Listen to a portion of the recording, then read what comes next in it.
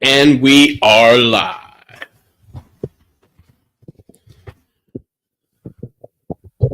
So tonight we're going to be discussing. Tonight we're going to be talking about the American nightmare. A lot of people have been turned off. They've got fears, and growing up, we learned that going to college, getting an education, and getting the education and working and buying a home was the American dream. Right now, millions of people feel as if though the American dream is out of reach.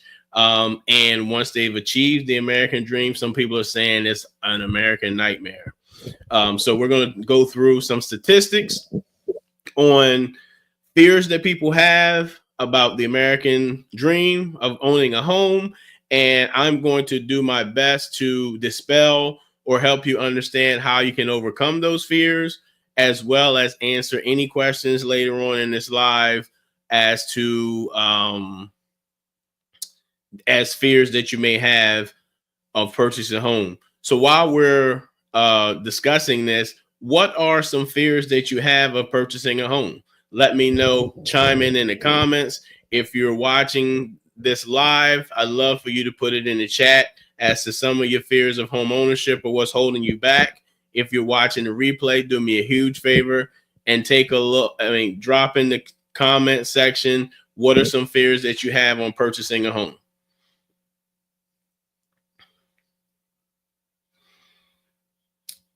Let me get up my trusty stats.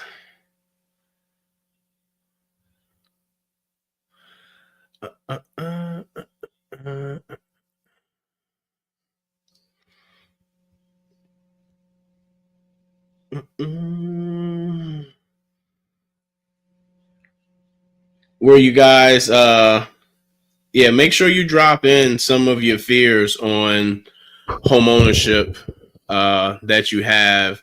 What's holding you back? What's stopping you? I love to hear your feedback on what those things are while I go over statistics of things that people are saying that surveys are saying that people are having fears of home ownership.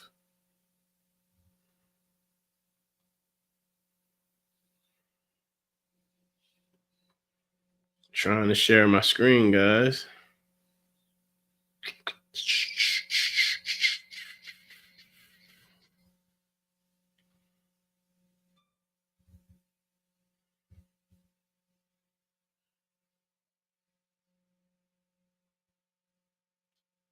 Cool.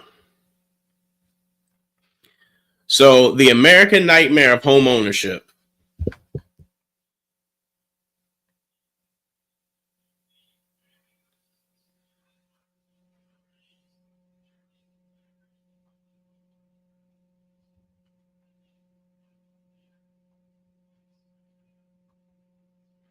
So 73% of non-homeowners believe that home ownership is financially out of reach.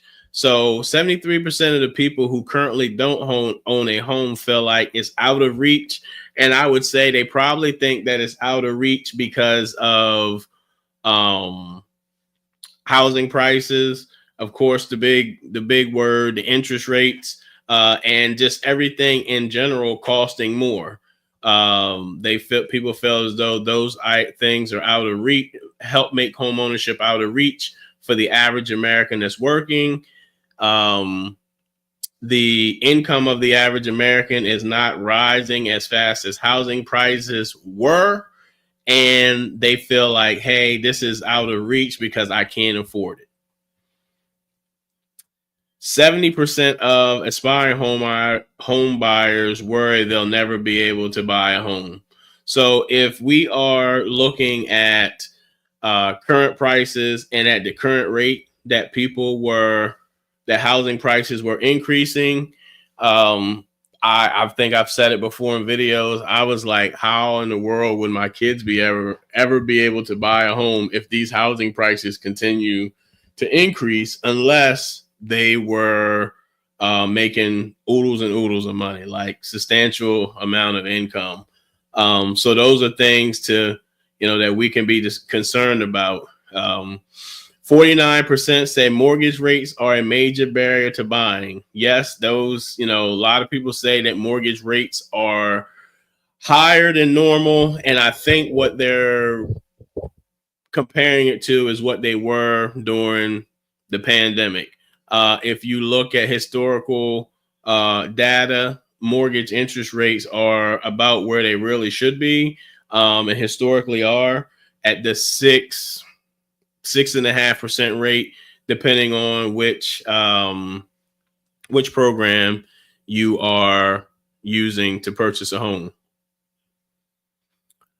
23% cite job instability as a reason for not buying. So I have run across buyers who were initially interested in purchasing a home, but they decided not to purchase a home right now because they said they're not sure if they're going to get a demotion at their job, if their job is going to be around. So they'd rather let the dust settle for whatever was going on at work, and then they would try back purchasing a home.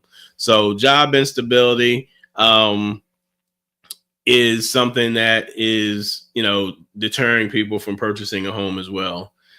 72% of Americans believe now is a bad time to buy a home. So, out of however many Americans there are, 72% of the people that were polled, they didn't poll every American, but 72% of the people who were polled believe now is a bad time to buy. And I think that goes back to them believing interest rates are high, that the market's going to crash, that interest rates are high, the market's going to crash, and the housing prices are out of whack as well.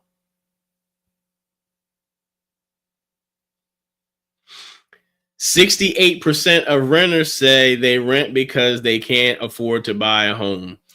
And that statistic doesn't surprise me. However, some people don't understand, they're not educated on the entire process of purchasing a home. You hear things about you need to have this and that to purchase a home. Some people still think you need 20%.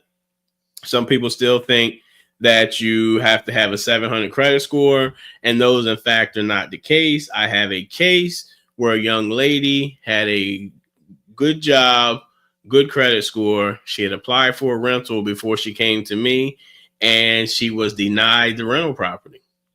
She delayed coming back to me for a mortgage because she said, well, if I got turned down for a rental, I'll probably get turned down for a mortgage.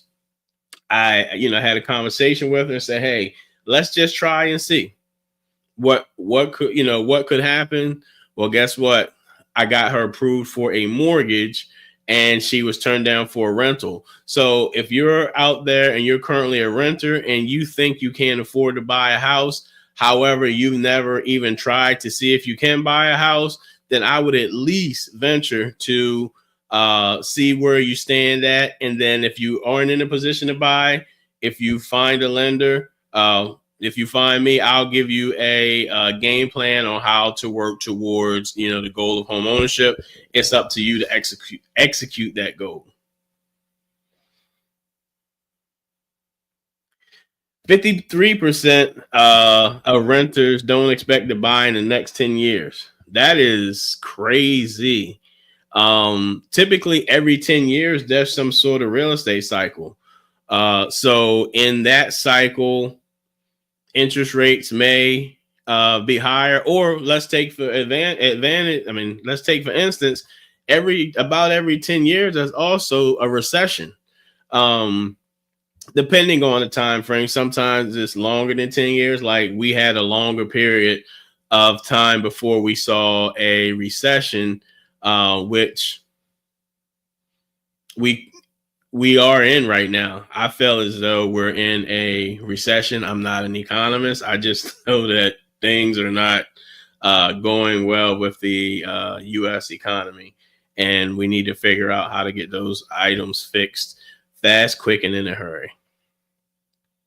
60% of Americans are uncertain if now is a good time to buy. So another poll had where they interviewed people and they're not really sure if now is a good time to buy.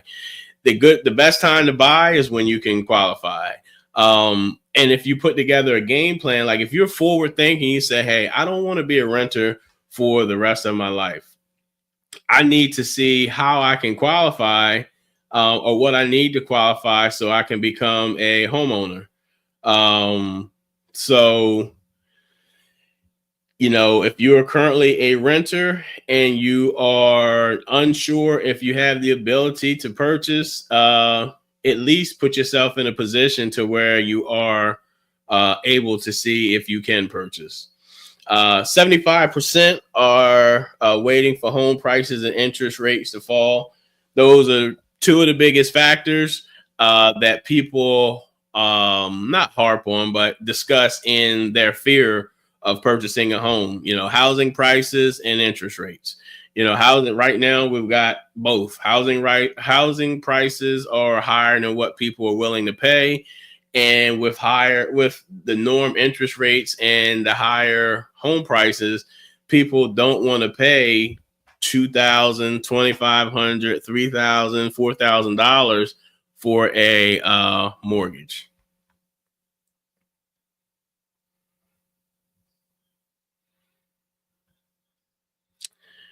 Oh, 60% of Gen Z fear they'll never own a home.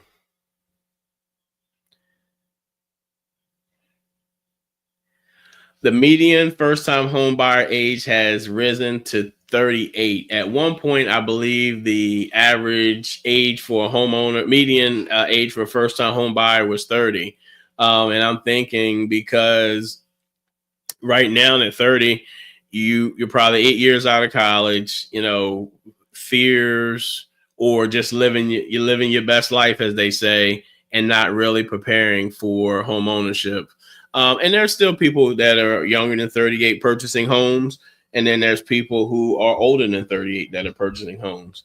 So, but the median age used to be 30 and now it's 38.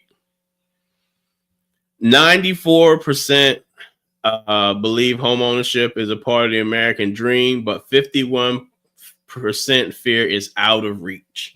And I think it's out of reach because of all they feel like it's out of reach because of all the things that we discussed previously. Interest rates, housing prices, instability in the economy, instability in the job market. People just have fears of purchasing a home.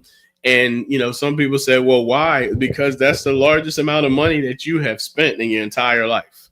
So making sure that you have an adequate or a game plan to help you purchase a home or get in position to purchase a home. 60% report economic fears have delayed major life milestones. I've heard some people who say that they're holding off getting married because they can't afford a wedding. The wedding, I had a wedding, I had a reception. I'll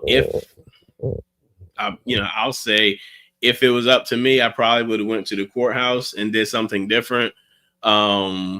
We didn't have a lavish wedding. We made sure, I called in favors. Like, hey, listen, remember that favor that you said you were going to do for me? I need to use it now. So that's what I utilize. But, weddings a major milestone. Purchasing a home is a major milestone. Another major milestone is having kids. Some people are holding off on having children because they fear they can't afford them. So all of those major milestones have people holding back, but I feel like if you have the child and you need more space, then that may warrant you to purchase a home. And then again, the other statistic, 49% a site home price is the top obstacle. So 49% of the people say the top obstacle is home ownership. And again, guys, if you're out there watching, I would love for participation. Let me know if you don't own a home, what is your fear of purchasing a home? What's holding you back? What's one of your fears? What's your top obstacle? Again, if you're watching this live now, drop it in the chat. If you're watching the replay, drop it in the comment section. I would love to hear your feedback. housing costs, market pessimism. Person at home, it says mental health is suffering due to housing related stress. Purchasing a home can be a stressful process. I know you see the TikTok videos where they popping champagnes and balloons and they're skipping across the yard or whatever. They're doing a TikTok dance. But during that process, it is a it can be a very, very tedious and fast-paced moving and stressful event. That's getting to from being under contract to purchasing a home. I had a young lady who we're working with, and she's, I've had a consultation with her. I've talked to her multiple times, and she's delayed in getting me her paperwork. She's saying it is overwhelming. And I personally think it's only overwhelming because you don't take the time out to make it a priority. Those few documents are going to help me help you become a homeowner, or at least tell you what you need to do to become a homeowner. But mental health is stressful because if you can't find exactly what you want, if you're on a time crunch and your lease is up in 90 days and you got to give them 60 days, so that means you really got 30 days to find a house before you can give them the 60 days. If you and your spouse or significant other can't come to an agreement on what you guys want in the house, that plays a part. So it can be a stressful process as well. And then buying a home is no longer seen as a milestone, but a risk. Some people consider purchasing a home a risk because they look at it as a potential liability. They're no longer, you no longer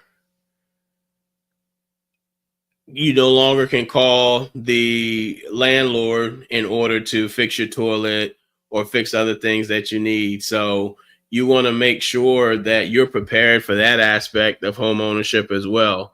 So let me see what we got.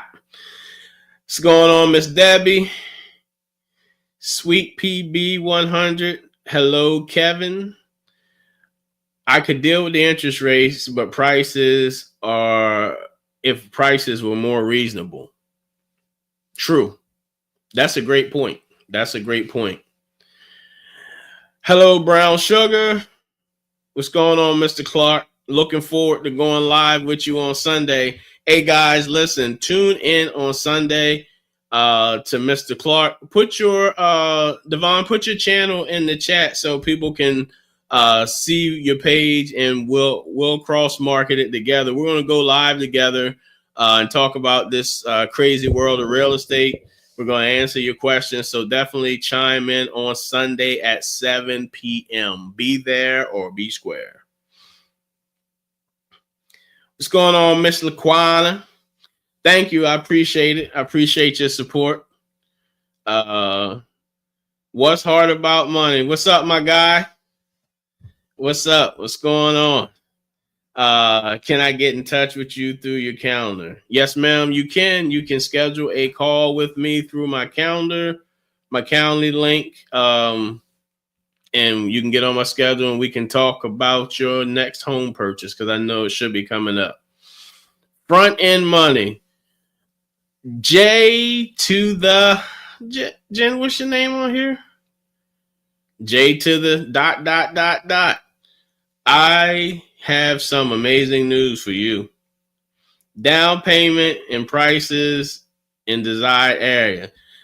What's hard about money? You got that $1 million track team, man. You got some money, man. You got to come up off that money, bro.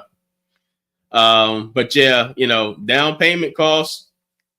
If you don't qualify for down payment assistance programs, closing costs, those things are true fear factors, right? But if you don't know if you qualify or not, then you really don't have what to gauge or how much, right? So getting a quote and someone telling you, hey, you qualify for, 200,000, that helps. Excuse me, guys. Qualify for 200,000. So then if you're going FHA, that's a 3.5% down payment, which means that's $7,000 that you would need for a down payment. Your closing costs could potentially be paid by the seller, or you may have to come up with your closing costs. Typically in the $200,000 price range, you're not going to get as much closing costs as you would if you were in a different price range, simply because if the seller lives in that home, they probably have a mortgage on it. So they need to take whatever they have left from that mortgage, and after they pay off the mortgage, and use that to buy their next home.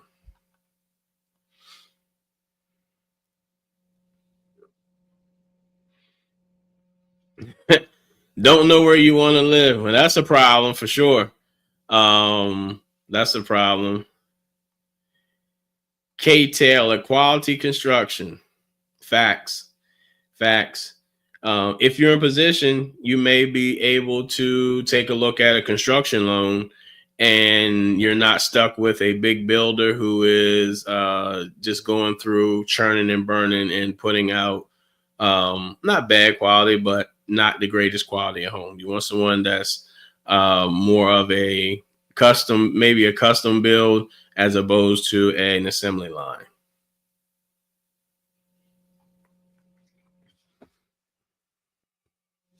Have you done a video on, if you already own a home and is thinking about buying another one, what steps do I need to take on purchasing a second property?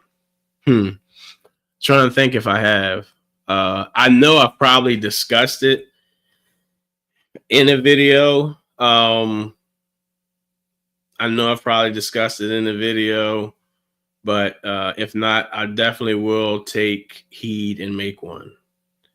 But if you got a question about that, you can drop it in the comments here, and then I can do my best to answer it. But I'll also look to do a video on it.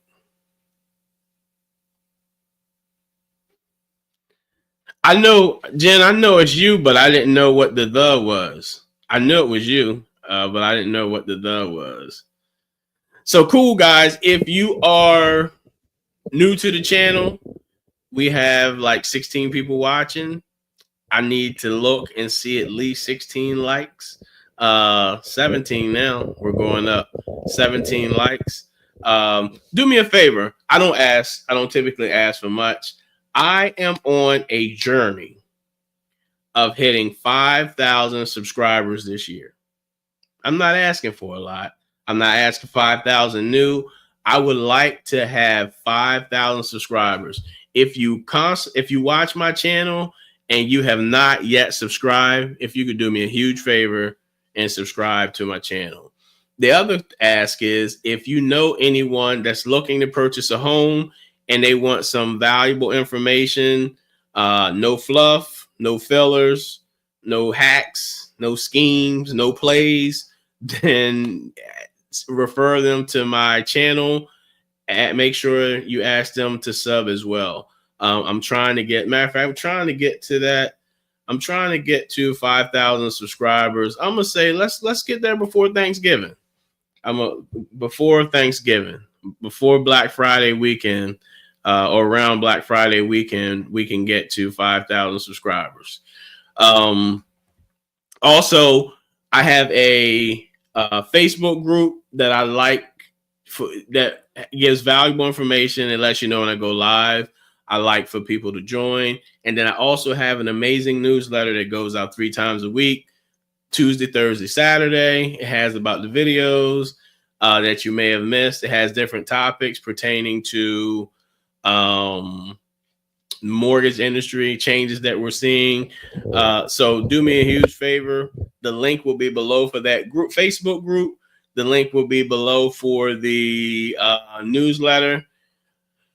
How do you get the newsletter? Laquana, I'm surprised you don't have it. It is the link will be below. You will sign up for the newsletter. It'll be below in the description after this video.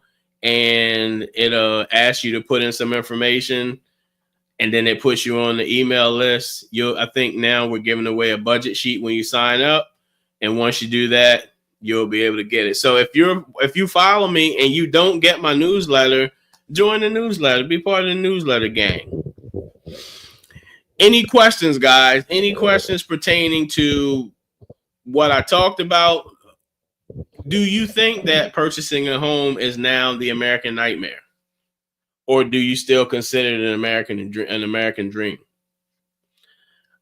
I run across people all the time who are fearful of the fact of being rejected, which is understandable. I think not knowing whether you're going to be qualified is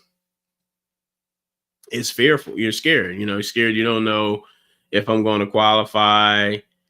I haven't looked at my credit in years. What does that look like? So like all of those things, do I not make enough money? Do I make enough money? Will I qualify for down payment assistance? Will I not? Is the seller going to contribute to the closing costs? Like all of those things. I even had someone who wanted me to figure out how much they qualified for without them even applying. And it's no way for me to do it. I don't know what type of income you have. I don't know what's on your credit. I don't know your credit score. So all of those things that you're fearful of, just get a game plan. Most lenders, some lenders may charge for credit reports. Like someone told me, hey, it's a cost of doing business, but it's a cost of doing business both ways. Like a lender can charge you for the credit report to help you in your process. So, most lenders don't charge. All lenders don't give game plans. I'm actually seeing not a record number, but I'm seeing a good number of people who I gave game plans to last year, within the last 12 months. And now all of a sudden they're in position to be pre-approved. Then there's people who I gave game plans to and they didn't follow it. Now they want a new game plan because the landlord's selling or they're tired of renting. So all of those things, come into play. And again, guys, look, don't be fearful. Don't be fearful. Like, just see what you can qualify for. That's all. That's the only way you're really going to know how much you can qualify for is if you move forward. Yes, your credit score is going to take a slight hit, but it's not going to drop your credit report significantly. Sometimes when you do a hard pull, when I do a hard pull on people's credit and they get a notification from, whatever credit service that they're at that, hey, your credit score dropped X amount of points. That's not necessarily the amount of points that it dropped. That's what it dropped on their side because they they have a different algorithm. They use Vantage scores. We use FICO. The drop is different. And then something I am seeing that is weird is that when, like, some people don't want you to do a hard pull. So I do, you do a soft pull. I've seen where a person hadn't changed anything on their credit. And when we did a soft pull, the score was one thing. And when we did the hard pull, we saw a higher credit score. I don't know if it was because of timing, but it just worked out to where their scores were higher when we did the hard pull. Speaking of credit reports, the reason why most lenders want to do a hard pull is because we don't just pull the actual credit report. We pull your liens and judgments report. And if you have a lien and judgment on your credit, we want to know that in advance so we can game plan for it, because you can have a 700 credit score. And if you have a lien and judgment, you still have to figure out what to do with those liens and judgment, whether they're paid off, whether you're going to pay them off, whether you're on a payment plan or whether you need to get on a payment plan. So all of those things have an effect on your credit. But I'm going to preach it till I leave this place. Apply. That's the only way. I got you, Laquana. Hold on. Sweet PB 100. Do you charge for a game plan? I do not. I do not charge for a game plan. My goal is the hopes that you utilize my services. Sometimes people do, sometimes they don't. But my hopes is that you will utilize my service if I've taken out the time to provide you with a game plan to help you become a homeowner. Let me see what Miss Laquana. We spoke earlier this year. I've been following your directions as far as paying the vehicle off. I have about $3,000 left, so I wanted to know what's next. Yeah, let's schedule a call. I'm proud of you for paying down. See what I'm saying? I give you a game plan. You execute it. We see what next steps are. Next steps for her, if I can remember, and it's been about a year. Next steps for her is she decide what house she want to look for and what we can qualify for. That's my concern about buying a second home. I'm not sure if I have enough capital to buy another home. So when you're looking to, so let's be clear. I know your situation, Laquana. There's buying a second home, meaning you have a first one. You're looking to rent out that first one and buy another one for you to live in. So yes, that's a form of buying a second home.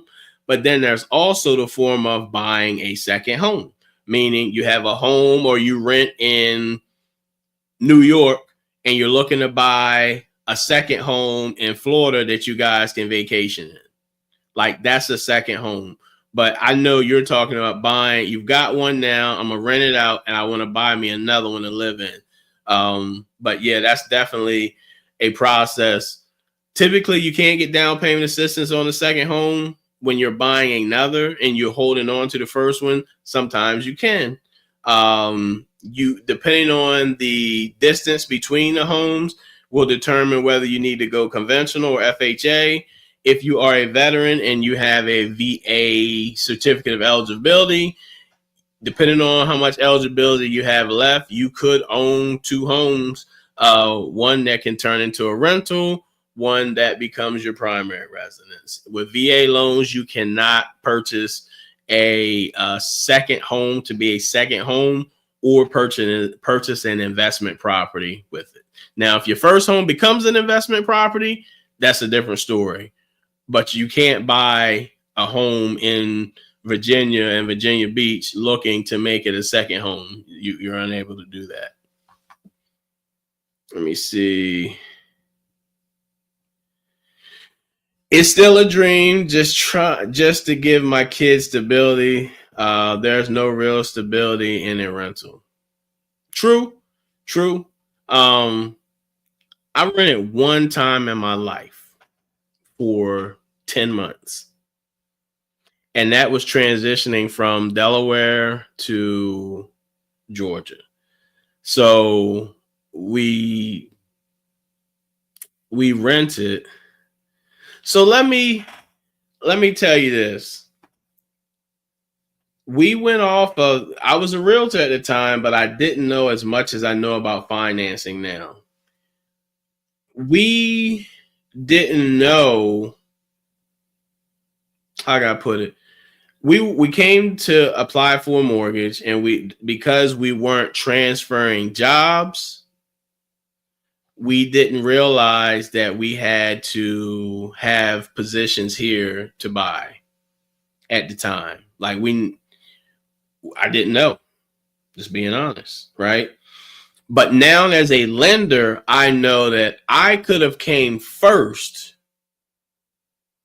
I could have came down here first and set my family up in a house, and my wife could have used her job because I was a realtor, so my job was flexible. I could move down here and manage the properties that I managed in Delaware, and still had, in which I did, had my listing, had my listings, and then had somebody show them for me when I couldn't get to it, or the properties that I was managing for a hedge fund, to get them to do that. And in the meantime, we could have done a FHA FHA non-occupant co-borrower, which means me and I was here, my wife getting things set up. My wife was still back in Delaware working, and then she would essentially transition here after we purchased the home. But, of course, we'd have her secure a job, because the problem we were running into is they wanted her as a nurse to have a residence in Georgia, because they had fear of not being licensed in Georgia as a nurse, as well as her wanting a relocation package. So those were things that we ran into. Rewind back to what I was originally talking about, is I rented for 10 months to get to know the area, to make sure that we liked where we were. And essentially we end up renting and then moving maybe 15 minutes away in a development, in a neighborhood where we rode through and was like, man, this is amazing. Look at these houses. Like, we went to open houses all the time. We would ride around on Saturdays and Sundays looking at houses, going through developments and neighborhoods. Like, man, what if we could buy a house like this? Like, this would be amazing. Oh my God, look at these houses. And that just, for us, that stoked our fire. Like, okay, this is what we need to do. This is where we need to be. Because at the time I was a new loan officer in Georgia, and I wasn't doing any business. I was still learning the game, but I wasn't doing any business. So little things like that help stoke the fire. But to go back to renting, it has its purpose in a season. That was my purpose in the season, for us to see, hey, we do like Georgia. We know, gave us time to research and see what school districts that we were interested in. And we end up landing in the school district that we came down here for. Not necessarily the neighborhood we thought we were going to be in, but we ended up being in a neighborhood we didn't think we could afford. And we did it in it was somewhat of a buyer's market. We got a little bit off on the property. The interest rate was good. One reason why I was good, because I was a loan officer. My company helped me out. But we were just dreaming and applying. That was my second time buying a house. It was my wife's first time purchasing a home. So, renting has its place, but you definitely, if at all possible, become a homeowner. Because think about it. One of the statistics said 10 years from now, people don't think they even be able to buy. Think about how much houses were 10 years ago. 10 years ago, houses were probably a $500,000 house now was probably about $250,000, $260,000, depending on what part of the country you're in. Let's say Georgia, because I know a house $260,000 back then is probably about $500,000, $525,000 now. So that's, over $200,000 in equity that the house has grown. That's just 10 years ago. Heck, that's 9 years ago. 10 years ago, it might have been a little bit more. So the house that we were renting, if I'm not mistaken, it was, at the time, I think it had a value of $189,000. So houses out in that development were selling for $189,000. That same development selling for like $439,000 now. And it has no amenities. It's not the greatest looking community. Doesn't have a swimming pool. But it has huge houses. No land, but huge houses. I would just get out there and see what I could come up, figure out. And you're right, Jen. Knowledge is power. Yep. The more you learn as you go through the process, I'll say, You want to learn as you go through the process. You don't want to try to gather up a whole bunch of information and never use it. But if you learn as you go through the process, and Jennifer can tell you, her and I have been working together for a while since October, and she's doing a great job in following the game plan that I gave her. But also, like as you go, there's things that you learn, different nuances, and she's always sending me information. Hey, Kev, what about this? Hey, what about that? And I'm always willing to answer it because I want her to know the right information. So knowledge is power.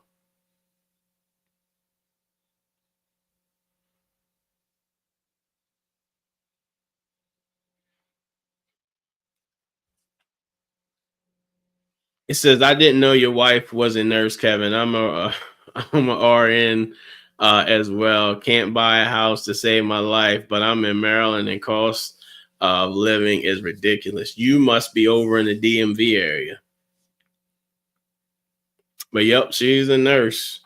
Yep. Yep, she is a nurse. Thanks, Jen. Yep, thank you, Jen.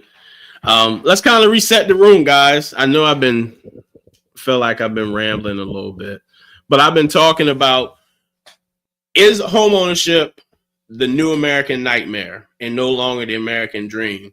People have a ton of fears about why we can't purchase a home, why we shouldn't purchase a home. There's tons of stories in the news about interest rates, housing prices. Is the Federal Reserve going to drop? Is the president going to fire the Federal Reserve chairman? What is home affordability? How's the big plan have to do with home ownership? We discussed like 21 different fears that people have about purchasing home ownership. And I'm here to tell you that you can overcome those fears. The news is the news. I had a comment on a video where someone said, hey, I had did a video with my sons and we were talking about a home. Like, I was talking about somebody making $35,000 a year to purchasing a home. And somebody was like, where? And then somebody was like, in the middle of a crime scene. And I was like, a middle of a crime scene can be any neighborhood. Doesn't matter where you live. Crime can happen anywhere. I seen one guy who said that he saw an amazing house in some town. He said the problem was it was in that town. Right. But it's an opportunity to purchase a home. It's an opportunity to purchase a home. And then people come through and say, oh my God, these developers then came in and knocked down these houses and building these big, beautiful communities because you didn't want to buy it and they saw the vision. So you can't get upset or talk about gentrification or people coming in buying stuff in your neighborhood when you aren't taking the opportunity. Like, example, I know of a person in a situation where they were complaining about people coming in buying the neighborhood. There was a house behind him that was for sale for I don't know how many. It was on the market for I don't know how many. It was empty for I don't know how many years. I came in and purchased it. And he was complaining and complaining and complaining, but you had an opportunity to do the same thing that I did. But so you can't come in and complain about somebody buying up your neighborhood when you never tried to buy the house right behind you that was vacant. I mean, that house was vacant.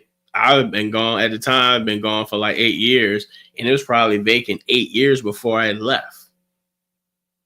So take the opportunity. You see something vacant and you want to buy your neighborhood, go pursue it.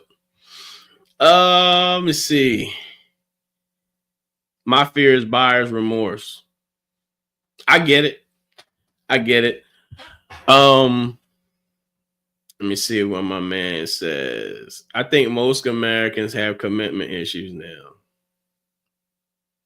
I'm gonna leave that up there for a little bit longer. Let's let that marinate. I think most Americans have a commitment issue now, and I think we do. We're unstable as to where we want to be. Short attention spans. We want instant gratification. We want it our way. So, like, nobody wants a mortgage. To be honest, they want the house. The mortgage just happens to be a byproduct of purchasing a home. And it's not all interest rates. Like, people forget that. All right, let's give an example of what I just said. People say, oh, it's in the middle of a crime scene. Oh, it's in West Bum, whatever. Like, it's in that town. And those are deterrents, right? But then the next complaint is, oh, my property taxes are going up. My homeowner's insurance is going up. Those are two fears that nobody mentioned in those polls. Those are two things that are real. They are right now, they're having just as much of an effect on your mortgage payment as high housing prices and higher interest rates. Those things are actually pushing the payment up. Like, people can deal with 6% interest rates. They can probably deal with $400,000 payment. But when your homeowner's insurance is $100,000, is $100 more a month, and then your taxes go up to another $100 a month, $200 a month. Let's say that's $200 to $300 in additional payments that you have to make. If you stay in a neighborhood that you want to live in with the best police, sprawling and growing communities, great school districts, there's a price for that, because not only do you want to move in that area, so do other people. And the cost of moving into those areas like that when they're already established is higher taxes and higher homeowners insurance. The higher taxes is so they can put in the infrastructure to take care of the masses of people that are moving. So I've been here in Gwinnett County for, I guess I've been here my full 10 years. I'm in Georgia. We've owned our home that we're in for 9. On August the 8th, it'll be 9 years. Probably since 2020. Every year, our property taxes have increased. Every year. We also live in one of the biggest counties in Georgia, as well as one of the top school districts in the nation.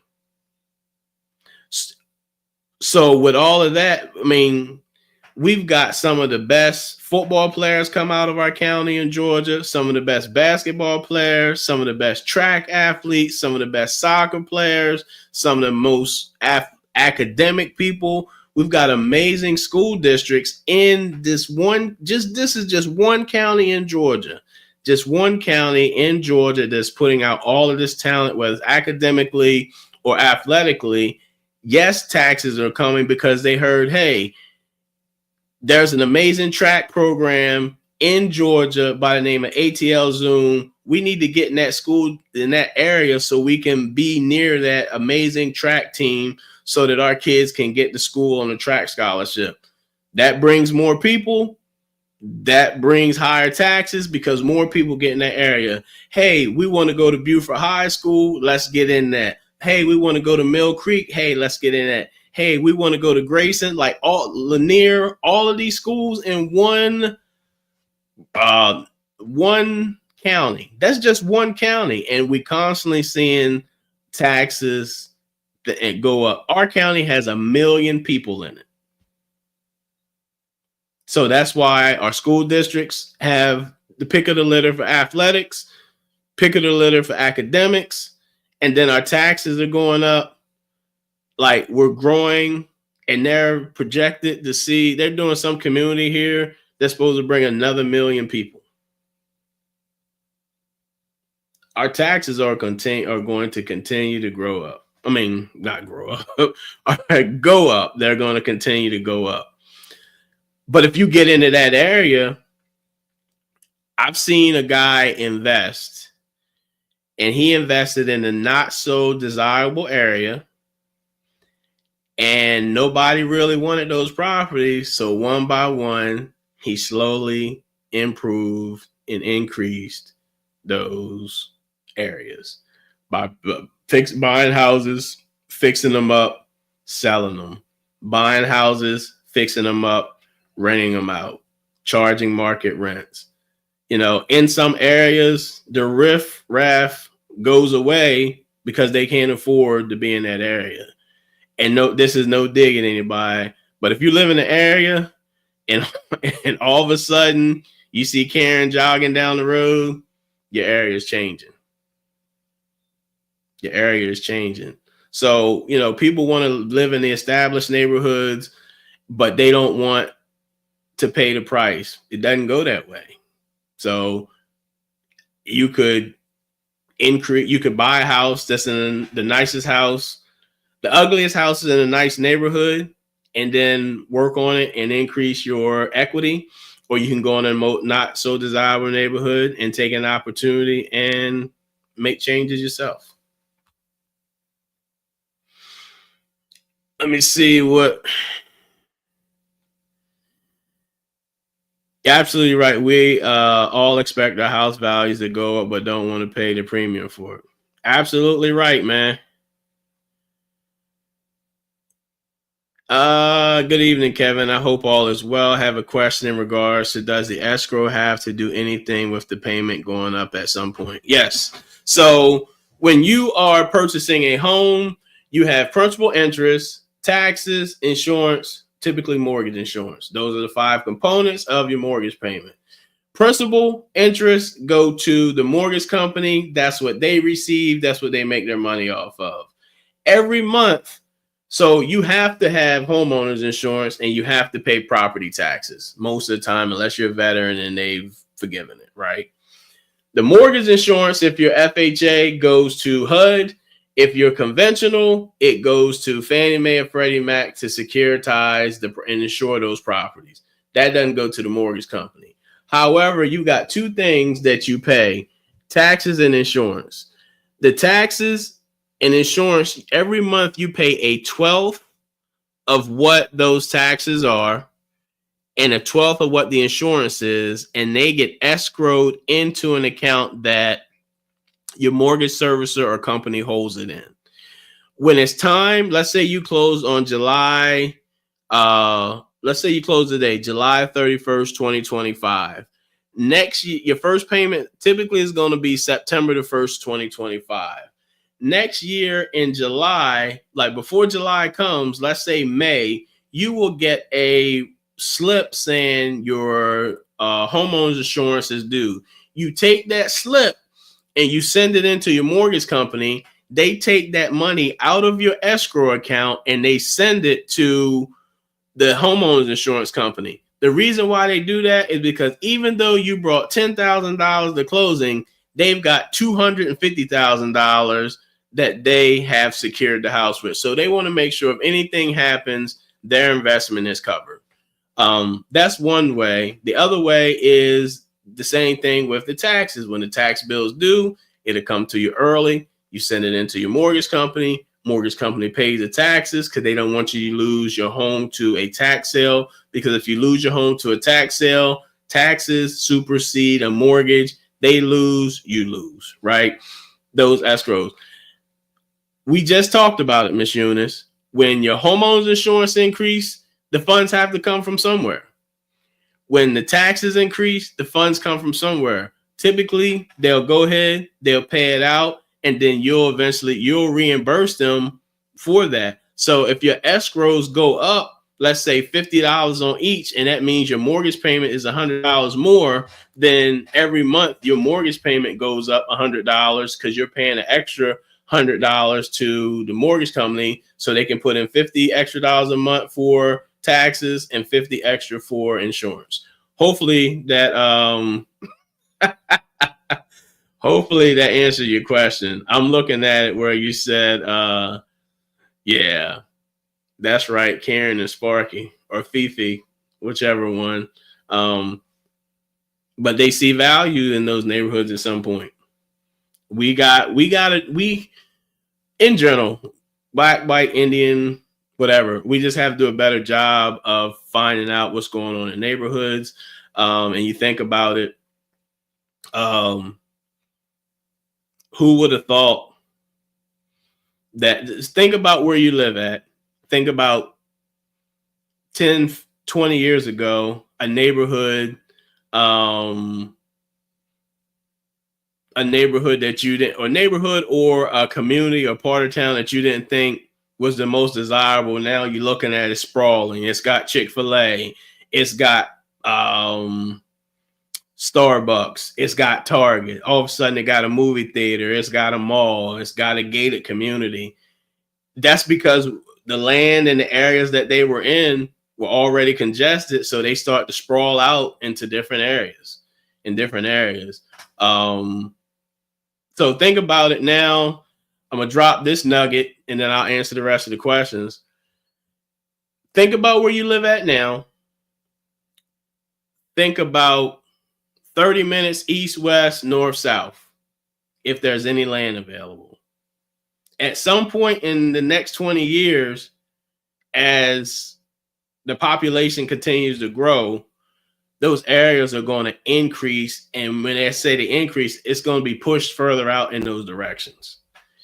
If you have the ability to buy a tract of land now or just one lot, and then you work on playing Monopoly, owning the rest of that land around you, in 20 years, that could be something that you could sell off. Depending on your age, that may be something for your kids, or it could be your retirement, depending on how young or old you are. Or you could develop it. You can be the builder. You could be the landowner and developer and sell that to builders. The builders build on it, and then you get paid every time a house is sold without putting your money into it. That's just something to think about. Something that I thought about and I want to work on as well.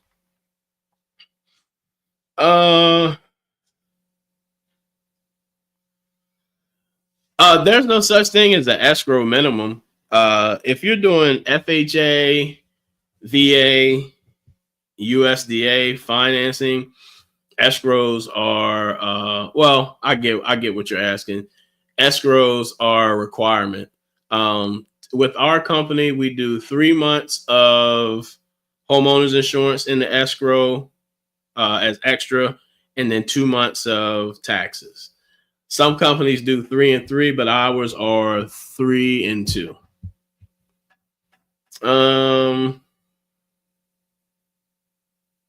Are you notified early when things go up? Are you referring to me as the lender or you in general as the person? Because typically, if your homeowner's insurance is going to go up, you'll be notified when you receive that statement saying, hey, your insurance bill is due July 31st, 2026. Your new payment amount is, if it was $1,600, now it's $1,700.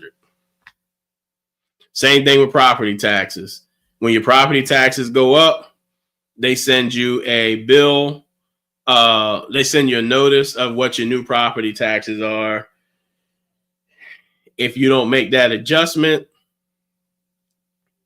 at that time, or talk to your mortgage company about making the adjustment early, the mortgage company will pay that extra, and then they will come back to you and say, hey, because your property taxes, and I'm making up a number, your property taxes went up $500 a year, we're now going to have you pay X amount of dollars extra. So now your payment goes up, whatever that difference is, over 12 months. So $500 divided by 12. I always got to do the math so I can give you accurate numbers. So your payment went up $41.67. And then once it balances out, then your payment, or once you pay whatever that $500 is, your payment goes back to what it was. Now, they typically give you an option of, hey, you can pay $100, $500 in a bulk, or we can add an extra $100 to your payment over the course of 5 months. Man, guys, that hour went by pretty quick. If you are watching this live, do me a huge favor. Don't forget to give me a thumbs up. I am on a mission for 5,000 subscribers. I said by Thanksgiving, I'd like to have them as soon as possible. So if you are watching my channel, do me a huge favor. Make sure you have subscribed to the channel. And I want to say I appreciate you in advance. Also, if you're watching this now, give me a thumbs up so this gets pushed out into the YouTube algorithm. As well as do me a huge favor and answer my question. What is an obstacle that is holding you back from purchasing a home? Whether you're watching now in real time or you're watching the replay now, drop it in the chat section, or you can drop it in the comments, and the same thing with the replay. I got time for one more question. Does anybody have any questions they want me to answer? Going once. Going twice. 2.5. 2 3/4. Anybody? All right. I knew somebody was gonna come. All right, Miss Eunice. Are there any new programs? Are there any new programs for grants? It depends. Where are you at again, Miss Eunice? And Miss Debbie, you say you're waiting on me. Give me a call. Let's touch bases. I thought we were waiting on you to figure out where you were going to be at. Wisconsin. I can check. I know there may not be any. So they are coming up with new down payment assistance programs. I just read a statistic on that. I'll post it. I will post it somewhere so you guys can see it, or I'll send it out in the newsletter. Sometimes those down payment assistance programs are not state ones. Sometimes there are companies coming up with a way to help people who've owned a home, or filling in the gap for a down payment assistance program, filling a gap for the down payment assistance program where someone can't qualify for an old one because of income. I have seen some down payment assistance programs enhance what they had, increasing the housing amount that a person can try to purchase with the program, increasing the incomes for the qualifying incomes for people who are looking to purchase. So those type of things. But if you shoot me an email at this email address, and when I tell you guys send me an email, man. Sometimes people get on here and ask a question. I tell them send me a message, and then they don't. And then I feel like I failed them because I wasn't able to answer it. Am I familiar with new laws on VA loan rates? If you're talking about the law that I'm thinking of, I think that law pertains to veterans who are in some sort of jam, and helping to keep them from foreclosure. So they may do some sort of modification that lowers the interest rate for a period of time so the veteran can catch up. I think that's the law that we came up with. However, I will take that down and I will look. Answer, my friend. Well, guys, it's been great. I appreciate you joining me tonight. I'm Kevin Jefferson, to People's Lender. Have a great night.